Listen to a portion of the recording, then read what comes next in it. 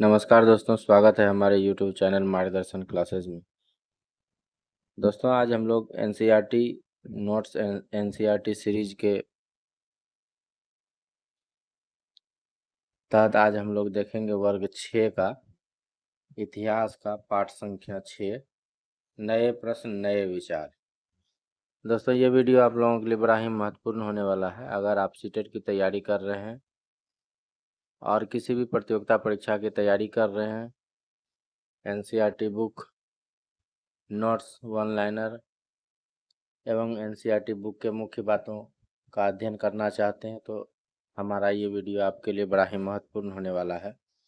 तो आइए आज शुरू करते हैं हम लोग वर्ग 6 का पाठ 6 नए प्रश्न नए विचार। इस तरह का वीडियो देखने के लिए हमारे चैनल को सब्सक्राइब कर लें ताकि हमारा जो भी वीडियो यूट्यूब पे अपलोड हो सबसे पहले आप तक पहुंच सके। तो आइए शुरू करते हैं हम लोग वर्ग 6 का इतिहास का पाठ संख्या 6 नए प्रश्न नए विचार। इसके पहले हमने 1 से 5 तक का इतिहास का जो है कि चैप्टर वो अगले वीडियो में पाठ संख्या 1 में व्याख्या के साथ किया हुआ है। अगर नहीं देखे हैं तो इस वीडियो को देख लें। तो आज ये एनसीईआरटी सीरीज के सेकंड वीडियो में वर्ग 6 का पाठ संख्या 6 का नए विचार नए प्रश्न का व्याख्या देखेंगे और इस चैप्टर में जो मुख्य बातें हैं उसको देखेंगे। इस चैप्टर में मुख्यतः गौतम बुद्ध की जीवनी पर आधारित है। इसमें बौद्ध धर्म और दूसरा जैन धर्म के बारे में अध्ययन करेंगे। आइए शुरू करते हैं गौतम बुद्ध के बारे में। गौतम बुद्ध कौन थे? गौतम बुद्ध के बचपन का नाम सिद्धार्थ था। गौतम बुद्ध के बचपन का नाम सिद्धार्थ था। जन्म स्थान 563 ईस्वी पूर्व लुम्बिनी। गौतम बुद्ध का जन्म कहाँ हुआ था? लुम्बिनी में हुआ था। कुल शाक्य प्रथम उपदेश कुशीनगर ज्ञान प्राप्ति बोध गया में 35 वर्ष की उम्र में गौतम बुद्ध को ज्ञान प्राप्ति हुई थी। जीवन का अंत 483 ईसा पूर्व कुशीनगर में हुआ था। ज्ञान प्राप्ति जो है बुजुर्ग बीमार मृत साधु जिसके कारण 29 वर्ष की आयु में ज्ञान की खोज में उन्होंने घर के सुखों को छोड़ दिया। अनेक वर्षों तक भ्रमण करते रहे। 35 वर्ष की आयु में बोध गया में निरंजना नदी के किनारे पीपल के वृक्ष के नीचे बुद्ध को ज्ञान प्राप्त हुआ। इसके बाद ये बुद्ध के रूप में जाने गए। पहली बार सारनाथ में अपना उपदेश कौंडिन्य वहाँ उनके साथियों को दिया। गौतम बुद्ध के शिष्य आनंद और उपाली थे। बुद्ध ने अपनी शिक्षा समान लोगों को प्राकृत भाषा में दी। बुद्ध ने अंतिम लक्ष्य निर्वाण की प्राप्ति बताते हैं। सारनाथ में स्तूप का निर्माण किया गया। सारनाथ में स्तूप का निर्माण किया गया है और बुद्ध का अंतिम लक्ष्य क्या है? निर्वाण है, जो कि बौद्ध धर्म में बड़ा ही महत्वपूर्ण है। प्रमुख शिक्षा जो है जीवन कष्टों व दुखों से भरा है और यह इच्छा व लालसाओं के कारण होता है। बुद्ध ने प्रमुख शिक्षा दिया कि जीवन क्या है? दुखों और कष्टों से भरा हुआ है। यह इच्छा व लालसाओं के कारण होता है। इस लालसा को उन्होंने तृष्णा कहा। इस लालसा को उन्होंने तृष्णा कहा। इसका समाधान आत्म संयम है। हमारे कर्म के परिणाम चाहे अच्छे हो या बुरे हमारे वर्तमान जीवन के साथ साथ बाद के जीवन को भी प्रभावित करते हैं। बौद्ध ग्रंथ है विनय पिटक। विनय पिटक जीवन की घटनाएं, शुद्ध पिटक संघ के नियम, अभिम्न पिटक जो है आध्यात्मिक विचार। उपनिषद उपनिषद जो है यह उत्तर वैदिक ग्रंथ था तथा उपनिषद का अर्थ होता है गुरु के समीप बैठना। यह बातचीत का संकलन है। इसके अंतर्गत विभिन्न विचारकों चिंतकों के द्वारा मृत्यु के बाद के खोज में ढूंढे गए उत्तर है। तो ये बौद्ध धर्म के बारे में कुछ मुख्य बातें थी। आइए अब हम लोग देखते हैं जैन धर्म के बारे में। कि जैन धर्म क्या है और इसके मुख्य बिंदुओं को देखेंगे। जैन शब्द संस्कृत के जिन शब्दों से बना है जिसका अर्थ विजेता होता है। जैन संस्कृत के किस शब्द से बना हुआ है? जिन शब्द से बना है और जिसका अर्थ क्या होता है? विजेता होता है। महावीर जैन का जन्म 540 ईस्वी पूर्व, कितने ईस्वी में? 540 ईस्वी पूर्व में कुंडग्राम वैशाली बिहार में हुआ था। उन्होंने जम्बिक ग्राम में प्रथम उपदेश राजगिरी में दिया था। जीवन का अंत 468 ईसा पूर्व में हुआ था। दोस्तों, जैन धर्म और बौद्ध धर्म लगभग समकालीन है। पावापुरी राजगिरी बचपन का नाम था। वर्धमान महावीर जैन धर्म के संस्थापक ऋषभदेव। वर्धमान महावीर जैन धर्म के संस्थापक कौन थे? ऋषभदेव थे। और 24वें महावीर जैन यह वज्जी संघ के लक्षवी कुल के क्षत्रिय राजकुमार थे। 30 वर्ष की आयु में उन्होंने अपना घर छोड़ दिया। 12 वर्ष तक उन्होंने कठिन वहाँ एकांकी जीवन व्यतीत किया, जिसके बाद उन्हें ज्ञान प्राप्त हुआ। महावीर ने अपनी शिक्षा प्रकृति में दी। त्रिरत्न सम्यक ध्यान, सम्यक दर्शन और सम्यक आचरण, जैन दिगंबर और शतांबर, ये इनका उपदेश था। आगे देखते हैं जैन धर्म की शिक्षाएं। जैन धर्म ने कौन कौन सा शिक्षा दिया? अहिंसा के नियम का कड़ाई से पालन, किसी भी जीव की हत्या नहीं करनी चाहिए। दूसरा, भोजन के लिए भिक्षा मांगकर सदा जीवन बिताना, चोरी नहीं करना, ब्रह्मचर्य का पालन करना होता है। तीसरा, मुख्यतः व्यापारियों ने जैन धर्म का समर्थन किया। चौथा, कई शताब्दियों तक इनकी शिक्षाएं मौखिक रही, परंतु 1500 वर्ष पूर्व गुजरात में वल्लभी नामक स्थान पर लिखी गई थी। दूसरा है संघ। इसी में संघ। महावीर तथा बुद्ध दोनों का ही मानना था कि घर का त्याग करने पर ही सच्चे ज्ञान की प्राप्ति हो सकती है। विनय पिटक में संघ में रहने वाले भिक्षुओं के लिए नियम बनाए गए थे। संघ में ब्राह्मण, क्षत्रिय, व्यापारी, मजदूर प्रवेश ले सकते थे। विहार। जैन तथा बौद्ध भिक्षु पूरे साल एक स्थान से दूसरे स्थान पर घूमते हुए उपदेश दिया करते थे, परंतु वर्षा ऋतु में यह संभव नहीं था, इसलिए उन्हें निवास स्थान की आवश्यकता पड़ी। तो उसके अनुयायियों ने कुछ दान बनाए। विहार दान द्वारा प्राप्त भूमि पर बनाए गए थे। इनमें लोग भोजन, दवा, वस्त्र लेकर आते थे और उसके बदले में उन्हें उपदेश दिया जाता था। आश्रम व्यवस्था। आश्रम व्यवस्था क्या थी? आगे देखते हैं। जैन बौद्ध धर्म जब इतने फैल रहे थे, तब ब्राह्मण ने आश्रम व्यवस्था का विकास किया। आश्रम अर्थात जीवन के चरण। आश्रम का क्या मतलब था? जीवन के चरण। इसमें था ब्रह्मचर्य, गृहस्थ, वानप्रस्थ और संन्यास। ब्राह्मण, क्षत्रिय, वैश्य से यह आशा की जाती थी कि वह सदा जीवन बिताए तथा वेदों का अध्ययन करे। गृहस्थ विवाह करने के पश्चात इस आश्रम में प्रवेश नहीं हो जाता था। वानप्रस्थ में जंगल में रहकर साधना करना। संन्यास में सब त्याग कर सन्यासी बन जाए। तो इस तरह हम लोगों ने अभी देखा वर्ग 6 का पाठ संख्या 6, नए प्रश्न नए विचार, जिसमें हम लोगों ने गौतम बुद्ध यानी बौद्ध धर्म और जैन धर्म के बारे में जाना। गौतम बुद्ध के बारे में और महावीर जैन के बारे में जाना। आइए आगे देखते हैं पाठ 7, एक अनोखा सम्राट जिसने युद्ध का त्याग किया। वर्ग 6 का पाठ संख्या 7, जिसमें हम लोग आज देखेंगे एक अनोखा सम्राट जिसने युद्ध का त्याग किया। तो वो सम्राट कौन थे? तो इस चैप्टर में हम लोग पढ़ेंगे अशोक सम्राट के बारे में। आइए देखते हैं मौर्य साम्राज्य। मौर्य साम्राज्य की स्थापना चंद्रगुप्त मौर्य ने 2300 साल पहले की थी। चाणक्य या पटेल ने चंद्रगुप्त की सहायता की इस साम्राज्य में, तथा यह चंद्रगुप्त के मंत्री भी थे। चाणक्य ने अर्थशास्त्र की रचना की। अर्थशास्त्र की रचना किसने की थी? अर्थशास्त्र की रचना चाणक्य ने की थी। नगरों में व्यापारी, सरकारी अधिकारी और शिल्पकार रहा करते थे।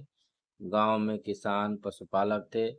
मध्य भारत के ज़्यादातर इलाके जंगलों में संग्रहण और शिकार करके जीविका चलाते थे। मेगास्थनीज एक राजपूत बनकर आया था। मेगास्थनीज क्या था? एक दार्शनिक था जो कि भारत आया था। और क्या बन के आया था? तो राजदूत बन के आया था, जो यूनानी राजा के सेल्यूकस निकेटर का राजदूत था। इसकी प्रसिद्ध पुस्तक है इंडिका। मेगास्थनीज की प्रसिद्ध पुस्तक क्या है? इंडिका है। साम्राज्य की राजधानी कहाँ थी? पाटलिपुत्र, उज्जैन और तक्षशिला। प्रशासन, साम्राज्य बड़ा होने के कारण अलग अलग हिस्सों पर अलग अलग ढंग से शासन किया जाता था। आइए पाटलिपुत्र के बारे में देख लेते हैं। पाटलिपुत्र इसके आसपास के इलाके पर सम्राट का सीधा नियंत्रण था। इसका अर्थ हुआ कि गांव वहाँ शहरों के किसान, पशुपालक, शिल्पकार, व्यापारियों से कर इकट्ठा करने के लिए राजा अधिकारियों की नियुक्ति करता था। तक्षशिला, उज्जैन छोटे क्षेत्रों या प्रांतों पर इन स्थानों से नियंत्रण रखा जाता था, तथा कुछ हद तक पाटलिपुत्र से इन पर नियंत्रण रखा जाता था, तथा इन स्थानों पर राजकुमारों को राज्यपाल बनाकर भेजा जाता। अन्य इलाकों में सिर्फ नदियां और मार्गों पर नियंत्रण रखा जाता था, तथा वहां से उन्हें संसाधन भेंट के रूप में मिलते थे। उदाहरण के लिए उत्तर पश्चिम से कंबल और दक्षिण भारत से सोना, कीमती पत्थर, ये सब आयात किया जाता था। आइए अशोक सम्राट के बारे में देख लेते हैं। अशोक सम्राट, अशोक मौर्य वंश के सबसे प्रसिद्ध शासक थे। वह ऐसे शासक थे जिन्होंने अभिलेखों द्वारा जनता तक अपने संदेश पहुंचाने की कोशिश की। अशोक के ज्यादातर अभिलेख प्राकृत भाषा और ब्रह्मी लिपि में थे। अशोक की अभिलेख क्या है? प्राकृत भाषा में और ब्रह्मी लिपि में लिखा गया। अशोक का कलिंग युद्ध, कलिंग तटवर्ती उड़ीसा का प्राचीन नाम। कलिंग क्या है? उड़ीसा का प्राचीन नाम है। अशोक ने कलिंग को जीतने के लिए एक युद्ध लड़ा, लेकिन युद्ध जनित हिंसा और खून खराबा देखकर उन्हें युद्ध से वितृष्णा हो गई। उन्होंने निर्णय किया कि वे भविष्य में कभी युद्ध नहीं करेंगे। अशोक का धर्म क्या था? अशोक के धर्म में किसी देवता की पूजा अथवा किसी कर्मकांड की आवश्यकता नहीं थी। उन्हें लगता था कि जैसे पिता अपने बच्चे को अच्छे व्यवहार की शिक्षा देते हैं, वैसे यह उनका कर्तव्य था कि अपनी प्रजा को निर्देश दें। वे बुद्ध के उपदेशों से प्रेरित हुए थे। अशोक ने धर्म के विचारों को प्रसारित करने के लिए सीरिया, मिस्र, ग्रीस व श्रीलंका में भी दूत भेजे। तो क्या था? अशोक को युद्ध करते करते घृणा हो गई और उन्होंने युद्ध छोड़कर जो है कि बौद्ध धर्म अपना लिया था, और उसका प्रचार कहाँ किया? सीरिया, मिस्र, ग्रीस और श्रीलंका में किया था। इस तरह हम लोगों ने देखा सम्राट अशोक के बारे में पाठ संख्या 7 में। आइए पाठ संख्या 8 को देखते हैं एवं उसके मुख्य बातों को जानते हैं। आइए शुरू करते हैं पाठ संख्या 8। पाठ संख्या 8, खुशहाल गांव और समृद्ध शहर। पाठ संख्या 8 में क्या है? खुशहाल गांव और समृद्ध शहर। इस चैप्टर के मुख्य बातों को जानेंगे। और देखेंगे कि इनमें से कौन कौन सा इम्पोर्टेंट है परीक्षा की दृष्टि से। लोहे के औजार और खेती। उप महाद्वीप में लोहे का प्रयोग लगभग 3000 साल पहले शुरू हुआ। महापाषाण कब्रों में लोहे के औजार और हथियार बड़ी संख्या में मिले। जंगलों को साफ करने के लिए कुल्हाड़ियां, जुताई के लिए हलों के फाल का इस्तेमाल शामिल है। जुताई के लिए क्या किया जाता था? हलों के फाल का इस्तेमाल किया जाता था और लोहे के औजार और हथियार बड़ी संख्या में मिले। आगे देखते हैं, कृषि उत्पादन बढ़ाने के लिए उठाए गए कुछ कदम। कृषि के विकास में नए औजार तथा रोपाई महत्वपूर्ण कदम थे। उसी तरह सिंचाई के लिए नहरें, तालाब, कृत्रिम जलाशय बनाए गए। कृत्रिम जलाशय का मतलब पोखर इत्यादि का निर्माण हुआ। गांव में कौन रहते थे? अब है कि गांव में कौन रहते थे? इस उपमहाद्वीप के दक्षिणी और उत्तरी हिस्से के अधिकांश गांवों में कम से कम 3 तरह के लोग रहते थे। तमिल क्षेत्र में बड़े भूस्वामियों जो वेलल्ला कहलाते थे। तमिल क्षेत्र में कौन रहता था? बड़े भूस्वामियों जो वेलल्ला कहलाते थे। साधारण हलवाहों को उनवार और भूमिहीन मजदूर दास, कडेसियार और आदिमई कहलाते थे। दूसरा है, देश के उत्तरी हिस्से में कौन रहते थे? देश के उत्तरी हिस्से में ग्राम भोजक। ग्राम का प्रधान व्यक्ति ग्राम भोजक कहलाता था। ग्राम का प्रधान क्या कहलाता था? ग्राम भोजक कहलाता था। यह गांव का प्रधान होता था और अक्सर एक ही परिवार के लोग इस पद पर कई पीढ़ियों तक रहते थे। यह एक आनुवंशिक पद था। यह गांव का बड़ा भूस्वामी होता था। अपनी जमीन पर दास मजदूर से काम लेता था। यह गांव में कर वसूलता और राजा को देता था। यह कभी कभी न्यायाधीश और पुलिस का भी काम करता था। ये कौन थे? ग्राम भोजक। स्वतंत्र कृषक कौन थे? तो ग्राम भोजकों के अलावा अन्य स्वतंत्र कृषक भी होते थे जिन्हें गृहपति कहते थे। इनमें ज्यादातर छोटे किसान ही होते थे। और एक वर्ग था दास या कर्मकार। एक वर्ग कौन था? दास या कर्मकार। इसके पास स्वयं की जमीन नहीं होती थी और यह दूसरों की जमीन पर कार्य करते थे। कुछ लोहार, कुम्हार, बढ़ई, बुनकर, शिल्पकार तथा कुछ दास कर्मकार भी थे। आगे है संगम साहित्य। संगम साहित्य तमिल की प्राचीन रचनाओं को संगम साहित्य कहते हैं। इसकी रचना 2300 साल पहले की गई। संगम साहित्य इसलिए कहा जाता है क्योंकि मदुरै के कवियों के सम्मेलन में इनका आकलन किया गया है। आहत सिक्के सबसे पुराने आहत सिक्के थे। सबसे पुराने सिक्के कौन थे? आहत सिक्के थे जो करीब 500 साल चले। चांदी और तांबे के सिक्के पर विभिन्न आकृतियों को आहत क्रय बनाए जाने के कारण इन्हें आहत सिक्का कहा गया था। नगर कैसे थे उसको देख लेते हैं। अनेक गतिविधियों के केंद्र अक्सर कई कारणों से महत्वपूर्ण हो जाते थे। उदाहरण के लिए मथुरा 2500 साल से भी ज्यादा समय से एक महत्वपूर्ण नगर रहा। 2000 साल पहले मथुरा कुषाणों की दूसरी राजधानी बनी। मथुरा बेहतरीन मूर्तियां बनाने का केंद्र था। मथुरा एक धार्मिक केंद्र बन रहा था। शिल्पकार और शिल्प। पुरा स्थलों में शिल्प के नमूने मिले।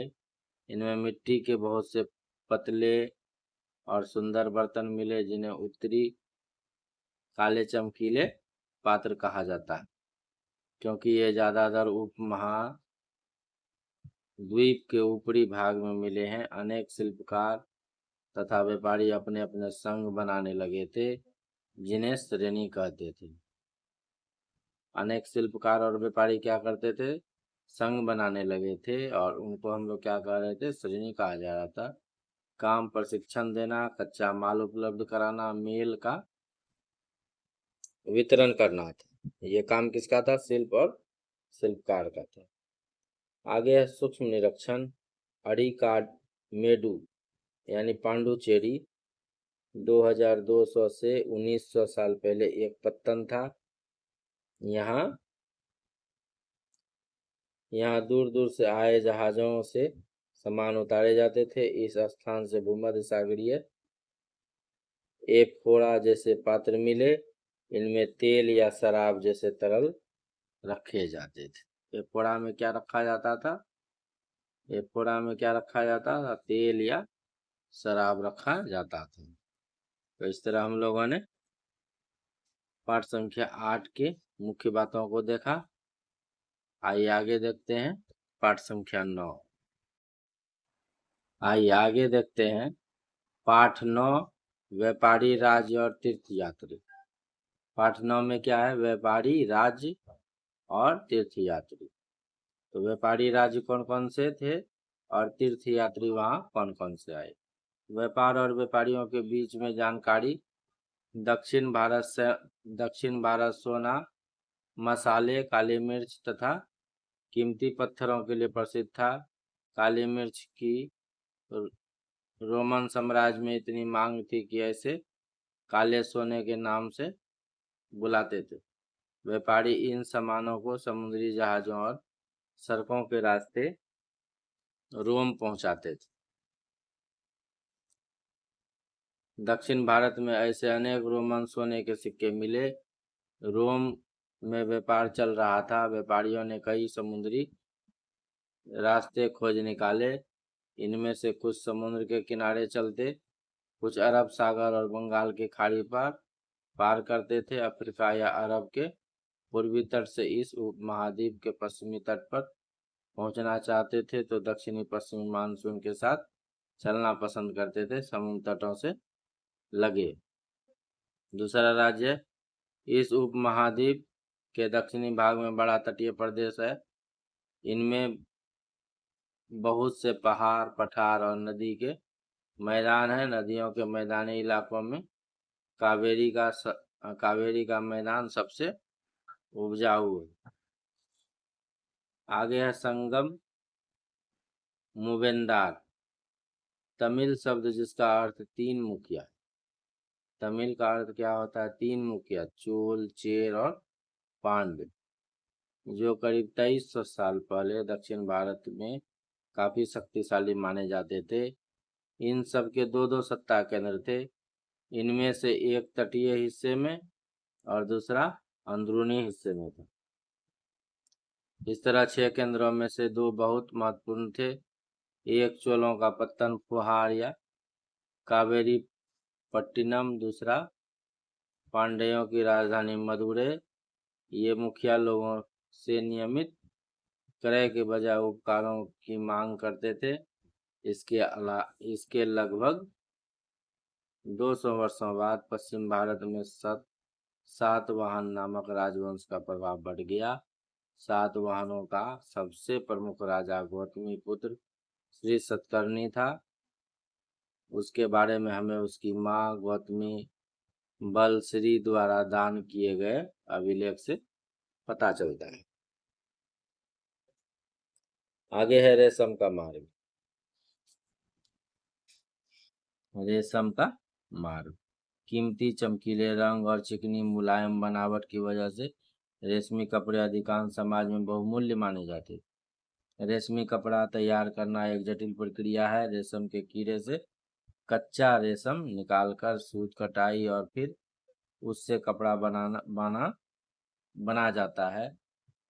रेशम बनाने की तकनीक का आविष्कार सबसे पहले चीन में करीब 7000 साल पहले हुआ। सबसे पहले रेशम का कपड़ा बनाने का आविष्कार कहाँ हुआ? तो चीन में हुआ। और कितना ईस्वी पहले हुआ था? 7000 साल पहले हुआ था। इस तकनीक को उन्होंने हजारों साल तक काफी बाकी दुनिया से छिपाए रखा। चीनी यात्री जिस रास्ते से यात्रा करते थे वह रेशम मार्ग सिल्क रूट के नाम से प्रसिद्ध हो गया।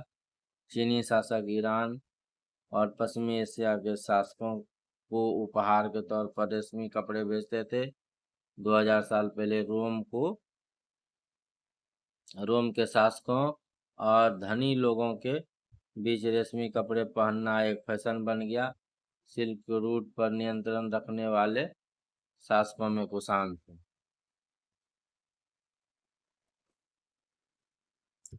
बौद्ध धर्म का प्रसार। कुषाणों का सबसे प्रसिद्ध राजा कनिष्क था।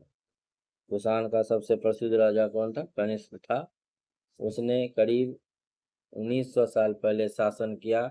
उसने एक बौद्ध परिषद का गठन किया जिसमें एकत्र होकर विद्वान महत्वपूर्ण विषयों पर विचार विमर्श करते थे।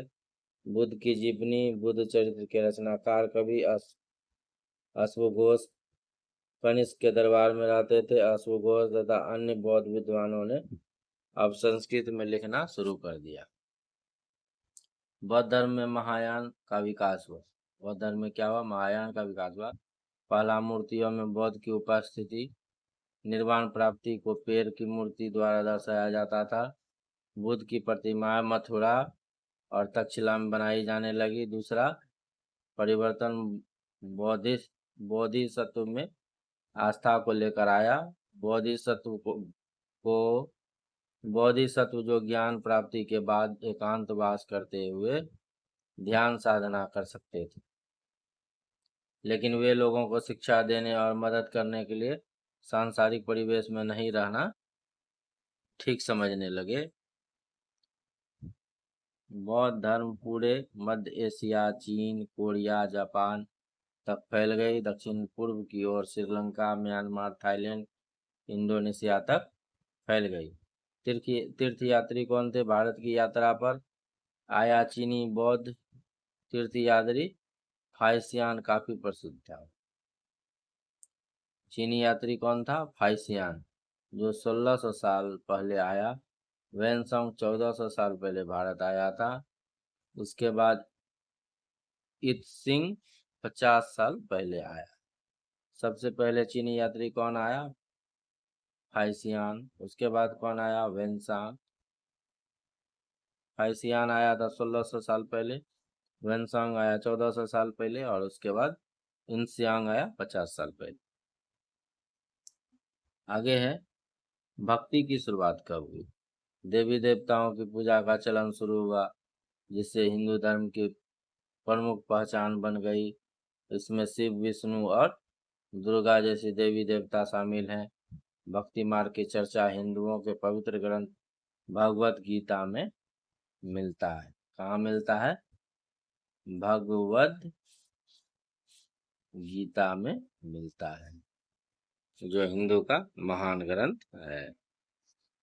आइए अब हम लोग देखते हैं पाठ संख्या 10। आइए हम लोग देखते हैं पाठ संख्या 10। ये वर्ग 6 का चल रहा है एनसीईआरटी सीरीज। पाठ संख्या 10 में है नए साम्राज्य और नए राज्य। कौन कौन से नए साम्राज्य हुए और कौन कौन सा नया राज्य बना। इसमें है प्रशस्तियां। पहले यह एक विशेष किस्म का अभिलेख है। प्रशस्ति क्या है? एक विशेष किस्म का अभिलेख है जिन्हें प्रशस्ति कहते हैं। यह संस्कृत शब्द जिसका अर्थ प्रशंसा से होता है। यह कौन सा शब्द है? संस्कृत का शब्द है जिसका अर्थ होता है प्रशंसा। प्रशस्तियां लिखने का प्रचलन भी था। प्रशस्तियां लिखने का प्रचलन भी था। समुद्रगुप्त की प्रशस्ति। समुद्रगुप्त के दरबार में कवि और मंत्री रहे हरिसेन। समुद्रगुप्त के दरबार में कवि और मंत्री कौन रहे थे? हरिसेन रहे थे। इंपॉर्टेंट लाइन है। इसमें राजा की एक योद्धा, युद्धों को जीतने वाले राजा, विद्वान तथा एक उत्कृष्ट कवि ने भरपूर प्रशंसा की है। आइए हरिसेन के बारे में देखते हैं। हरिसेन द्वारा समुद्रगुप्त की नीतियां। पहला है आर्यवर्त के 9 शासकों को समुद्रगुप्त ने हराकर उनके राज्य को अपने साम्राज्य में मिला लिया। दूसरा है दक्षिण पथ के बाहर शासक आते हैं।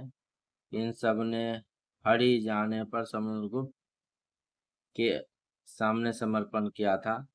तीसरा है इनमें असम, तटीय बंगाल, नेपाल और उत्तर पश्चिम में कई गण और संग आते हैं। ये समुद्रगुप्त के लिए उपहार लाते थे, उनकी आज्ञाओं का पालन करते थे तथा उनके दरबार में उपस्थित हुआ करते थे। चौथा है कुषाण और शाक वंश। चौथा क्या, कुषाण और शाक वंश, और श्रीलंका के शासक भी थे। उन्होंने समुद्रगुप्त की अधीनता स्वीकार की और अपनी पुत्रियों का विवाह उससे कर दिया। किससे किया अपनी पुत्री का विवाह? तो समुद्रगुप्त से किया। विक्रम संवत क्या है? विक्रम संवत क्या है?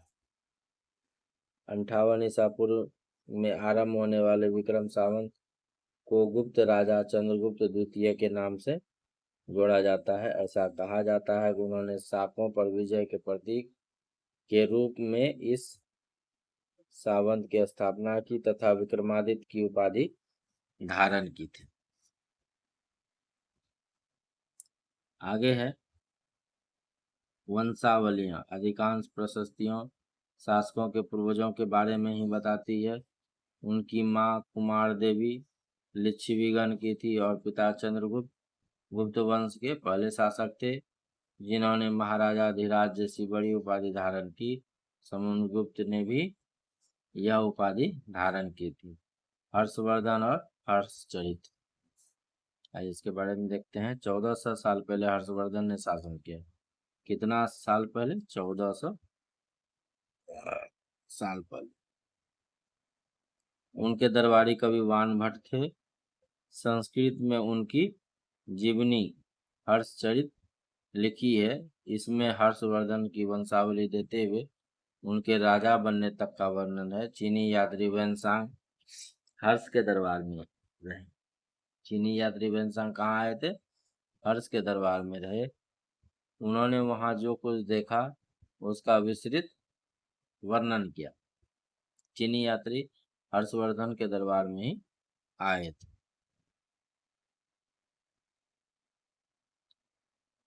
थानेसर के राजा बने मगध और बंगाल को जीतकर उन्हें पूर्व में ही सफलता मिली थी।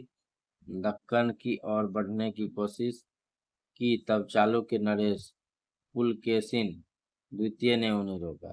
किसने रोका था? पुलकेशिन द्वितीय ने रोका। पुलकेशिन द्वितीय की प्रशस्तियां। इस काल में पल्लव और चालुक्य दक्षिण भारत के सबसे महत्वपूर्ण राजवंश थे। पल्लवों का राज्य राजधानी कांचीपुरम के आसपास के क्षेत्रों से लेकर कावेरी नदी के डेल्टा तक फैला था, जबकि चालुक्यों का राजा कृष्णा और तुंगभद्रा नदियों के बीच स्थित था। चालुक्यों का राज्य कौन सा था? कृष्णा और तुंगभद्रा, जो कि नदी के बीच में था। चालुक्यों की राजधानी एहोल थी। चालुक्यों की राजधानी क्या थी? एहोल थी। यह एक प्रमुख व्यापारिक केंद्र था। धीरे धीरे यह एक धार्मिक केंद्र भी बन गया, जहाँ कई मंदिर थे। पल्लव और चालुक्य एक दूसरे की सीमाओं का अतिक्रमण करते थे। पुलकेशिन द्वितीय सबसे प्रसिद्ध चालुक्य राजा थे। उनके बारे में हमें उनके दरबारी कवि रवि कीर्ति द्वारा रचित प्रशस्ति में से पता चलता है कि उन्होंने पूर्व तथा पश्चिम दोनों समुद्र तटीय इलाकों में अपना अभियान चलाए। इसके अतिरिक्त उन्होंने हर्ष को भी आगे बढ़ने से रोका। आगे है इन राज्यों का प्रशासन कैसे चलता था। प्रशासन की प्राथमिक इकाई गांव होते थे, लेकिन धीरे धीरे कई नए बदलाव आए। कुछ महत्वपूर्ण प्रशासकीय पद अनुवांशिक बन गए। कभी कभी एक ही व्यक्ति कई पदों पर कार्य करता था। वहाँ के स्थानीय प्रशासन एवं मुख्य व्यक्तियों का बहुत बोलबाला था। एक नए प्रकार की सेना सामंत भूमि से कर वसूलते थे, जिससे वे सेना और घोड़ों की देखभाल करते थे। साथ ही इससे युद्ध के लिए हथियार जुटाते थे। आगे है दक्षिण राज्यों में सभाएं। दक्षिण राज्यों में क्या थी? सभाएं थी। पल्लवों के अभिलेखों में कई स्थानीय सभाओं की चर्चा थी। इनमें से एक था ब्राह्मण भूस्वामियों का संगठन, जिसे सभा कहते हैं। ये सभाएं उप समितियों के जरिए सिंचाई, खेतीबाड़ी से जुड़ विभिन्न काम, सड़क निर्माण, प्रशंसनीय मंदिरों की देखरेख आदि का काम करती थी। नगरम नगरम व्यापारियों का संगठन नाम था। संभवतः इन सभाओं में धनी तथा शक्तिशाली भूस्वामी और व्यापारियों का नियंत्रण था। कालिदास अभिज्ञान शकुंतलम, कालिदास क्या थे? अभिज्ञान शकुंतलम के रचयिता थे। इस तरह हम लोगों ने पाठ संख्या 10 नए साम्राज्य और नए राज्य पर मुख्य बातों को देखा। आगे देखते हैं पाठ संख्या 11। आइए शुरू करते हैं पाठ संख्या 11। आइए शुरू करते हैं पाठ संख्या 11। इमारतें, चित्र तथा किताबें। सबसे पहले लोह स्तंभ मेहरौली दिल्ली। मेहरौली कहाँ है? दिल्ली में है। कुतुब मीनार के परिसर में खड़ा यह लोह स्तंभ भारतीय शिल्पकारों की कुशलता का एक अद्भुत उदाहरण है। इसकी ऊंचाई 7.2 मीटर और वजन 3 टन से भी ज्यादा है। इसका निर्माण लगभग 1500 साल पहले हुआ। इसके बनने के समय की जानकारी हमें इस पर खुदे अभिलेख से मिलती है। इतने वर्षों के बाद भी इसमें आज तक जंग नहीं लगा है। आज तक जो है कुतुब मीनार में जंग नहीं लगा है और ये 1500 साल पहले बना है। आइए, ईंटों और पत्थरों की इमारतें हमारे शिल्पकारों की कुशलता के नमूने स्तूपों जैसी इमारतों में देखने को मिलती है। तो इसमें स्तूप का अर्थ होता है टीला।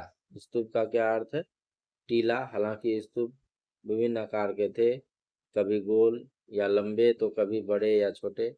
इन सब में एक समानता है, प्रायः सभी स्तूपों के भीतर एक छोटा सा डिब्बा रखा है। डिब्बों में बुद्ध या उनके अनुयायियों के शरीर के अवशेष जैसे दांत, हड्डी या राख, या उनके द्वारा प्रयुक्त कोई चीज या कोई कीमती पत्थर अथवा सिक्के रखे थे।